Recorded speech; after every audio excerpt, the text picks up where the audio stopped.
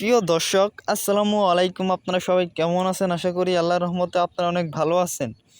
বন্ধুরা, দেখতে পাচ্ছেন আমি আপনাদের মাঝে একটি ঔষধি গাছের পাতা নিয়ে হাজির হয়েছি। এই পাতাগুলো অনেক উপকারী একটি পাতা। বন্ধুরা, যাদের অনেক জন্ডিসের সমস্যা বা জন্ডিসের কারণে কিন্তু আপনাদের মুখ একদম হলুদ হয়ে গেছে এবং আপনাদের কিন্তু পেশাব কিন্তু একদম হলুদ হয়ে গেছে, তাদের জন্য আজকে আমি এই পাতাটি নিয়ে হাজির হয়েছি। বন্ধুরা, আপনারা কিন্তু হাজার হাজার টাকা পয়সা নষ্ট করেও কিন্তু তারপরও আপনারা কোনো সুচিকিৎসা পাচ্ছেন না, আপনাদের কিন্তু জন্ডিস ভালো হচ্ছে না। তারা এই ঔষধি গাছের পাতাগুলো আপনারা যদি 30টি বটিকা বানিয়ে প্রতিদিন 2টি করে বটিকা 15 দিন যদি একটানা সেবন করেন, তাহলে দেখবেন যে আপনাদের জন্ডিসের সমস্যা দূর হয়ে যাবে। বন্ধুরা, এই ঔষধি গাছের সাথে আমি আপনাদের পরিচয় করে দিচ্ছি। এই ঔষধি গাছের নাম হচ্ছে জাপানি লতা গাছ।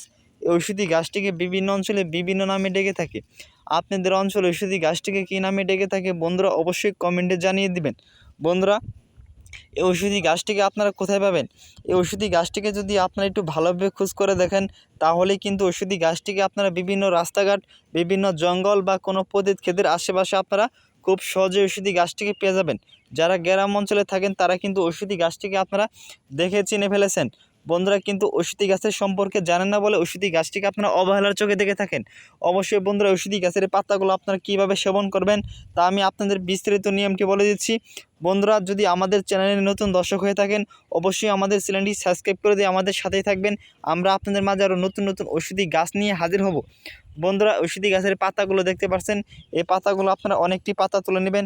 তারপর আপনারা কিছু রসুন দিয়ে অথবা কিছু কালো জিরা দিয়ে আপনারা ওই পাতাগুলো সুন্দরভাবে বেটে নেবেন। তারপর আপনারা ছোট ছোট বটিকা বানিয়ে রোদে শুকিয়ে দিতে হবে। রোদে আপনারা একটানা 7 দিন শুকিয়ে দিবেন। তারপর আপনারা ওই বটিকাগুলো আপনারা ছোট ছোট বটিকাগুলো প্রতিদিন সকালবেলায় খালি পেটে 2টি করে বটিকা 1 গ্লাস পানির সাথে সেবন করবেন। দেখবেন যে আপনাদের জন্ডিসের সমস্যা দূর হয়ে গেছে। যদি কোনো রোগী বলতে পারেন যে ঔষধি গাছের এই বটিকাগুলো খাওয়ার পর আমরা কোনো কার্যকারিতা পাই নাই, তবে আমরা আমাদের কবিরাজ চিকিৎসা ছেড়ে দেব। বন্ধুরা, ভিডিওটি ভালো লাগলে অবশ্যই চ্যানেলটি সাবস্ক্রাইব করে দিয়ে আমাদের সাথে থাকবেন। ধন্যবাদ সবাইকে। আসসালামু আলাইকুম।